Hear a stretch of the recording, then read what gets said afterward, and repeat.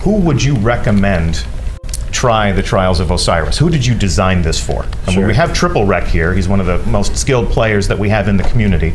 Is that the sort of person that we're catering to with this event? Pretty much just Triple Rec. No. Just Triple Rec, okay. An army of one. I would say that everybody who plays Destiny should try it.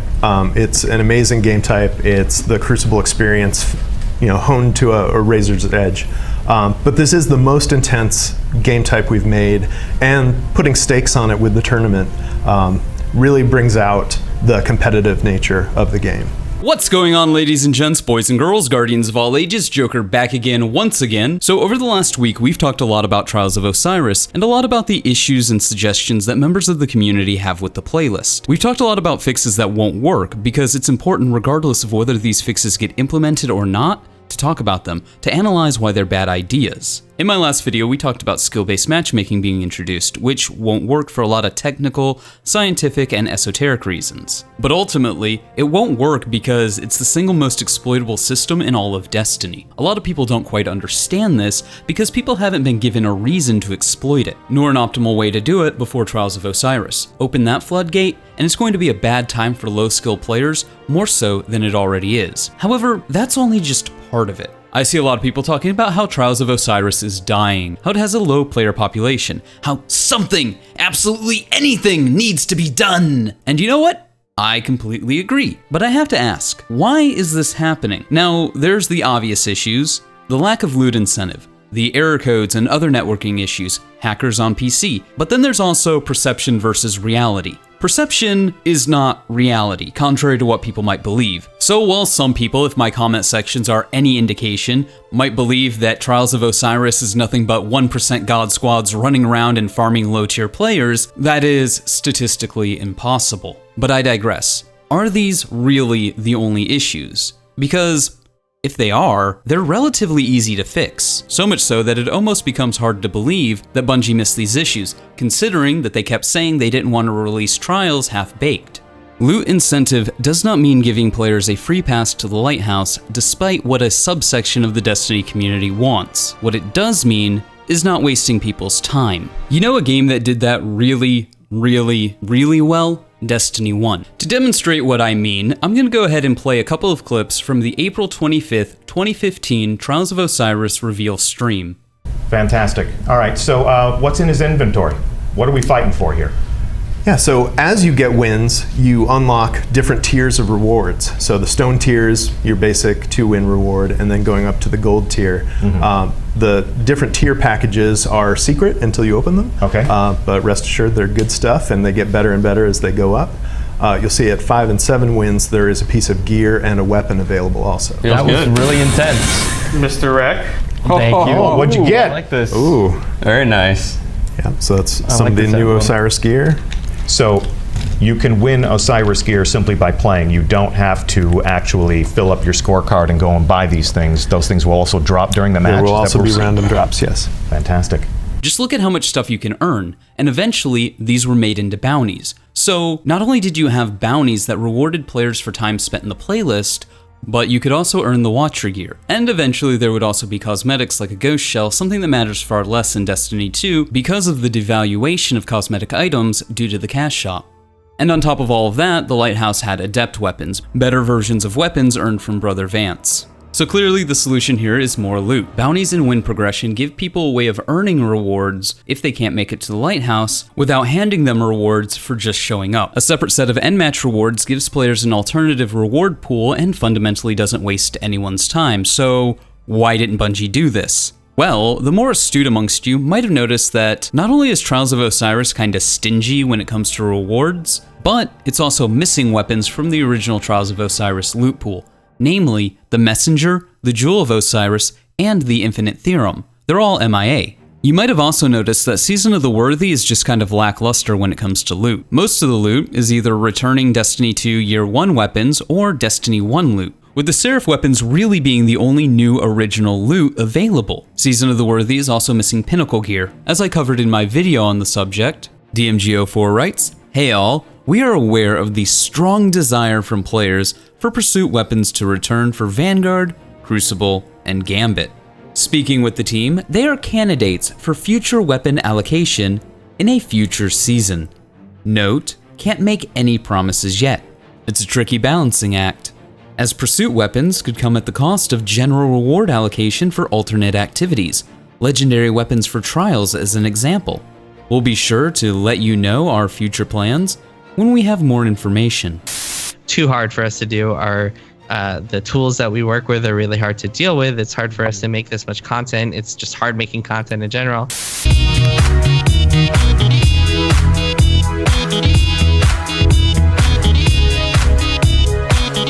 So according to Bungie, Trials of Osiris was the reason that we didn't get pursuit weapons. And when you think about it, compared to Destiny 1, there's not a lot of Trials gear. Literally, we're missing a set of armor for each class and 3 of the weapons. So while we can say, hey Bungo, make more loot for the mode, give people a reason to play, that might not be all that viable, not without taking away from every other mode. And it's not like they're going to add new loot this season. I mean, yes, sure, of course, maybe, just maybe, they could cut back on what they add to the cash shop, but does anybody actually see that happening? So new loot isn't going to be added till next season. And whatever is added next season, unless it was cut content or held back for future rollouts, so things that are already developed like the missing armor or the missing weapons, or adept weapons that just so happen to not be released this season, flooding trials with more loot is going to have a knock-on effect with other modes. That doesn't excuse it, but it is the reality of the situation. However, ladies and gents, boys and girls, guardians of all ages, that doesn't mean that there's not things Bungie can do right now,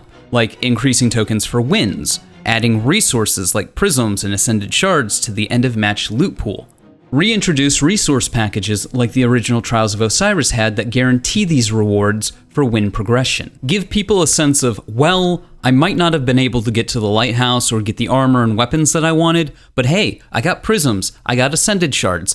I can use these things to upgrade my existing armor, so it wasn't a complete and utter waste of time. They can also give weapons and armor that players have already unlocked a chance to drop at the end of matches, thus increasing a player's chance of getting god rolls for weapons and armor that they want simply by playing the playlist. And you can increase the chances that these things will drop based on how many wins a player has on their card, thus incentivizing them to actually play and win more games and not just reset their card after 3 wins. The other thing that they absolutely positively have to do is make going to the lighthouse worth people's time, at least more so than farming the lower ranks. Look, everybody and their mother has talked about this, so I'll just hit the bullet points. Add more rewards to later games, token-wise, resource-wise, basically everything that I've already said, but increase it as you increase in wins.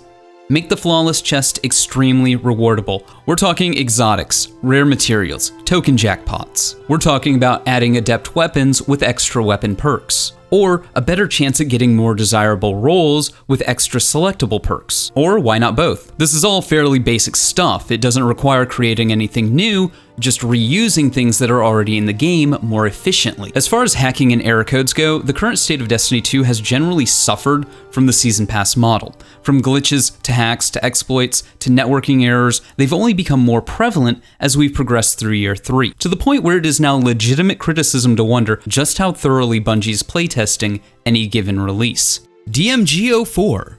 We have a minor hotfix going live today. A few fixes to bugs that will unlock collectors. Crimson Days kicks off too. We'll be watching your reactions as these things settle. And hopefully, this time, we don't nuke your currencies this time around. Hopefully. QA testing? At all? Even once? Ladies and gentlemen, we got him.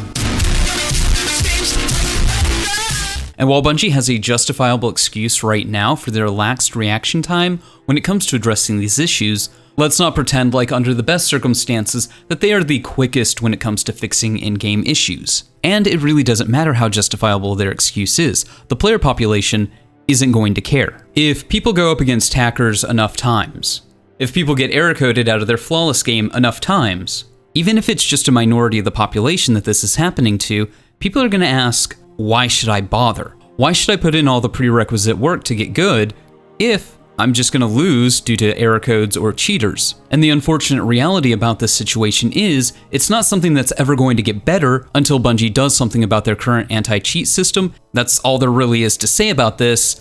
because it's 100% on Bungie. All of this is 100% on Bungie. There's also another issue that nobody's really talking about, and it has to do with when Trials of Osiris was brought back. So, Trials was hyped up, but it did come out busted, and first impressions do matter. Trials of Osiris is also an endgame PvP mode that was released in the third release of a lackluster season pass on the second expansion for a game in the third year of its life cycle. Trials of Osiris was already going to have a narrow population full of sweaty games. Had this released during Forsaken or during Shadowkeep, we'd probably see less player hemorrhage because there would be a greater player population, meaning players of lower skill wouldn't necessarily be getting farmed as hard as they currently are. What we're looking at is a perfect storm. Bungie waited far too long to bring back Trials of Osiris, and when they did, they brought it back as a minimally viable product. Trials of Osiris isn't going to die because there's not skill-based matchmaking to protect lower players. It's not going to die because good players are farming bad players for good loot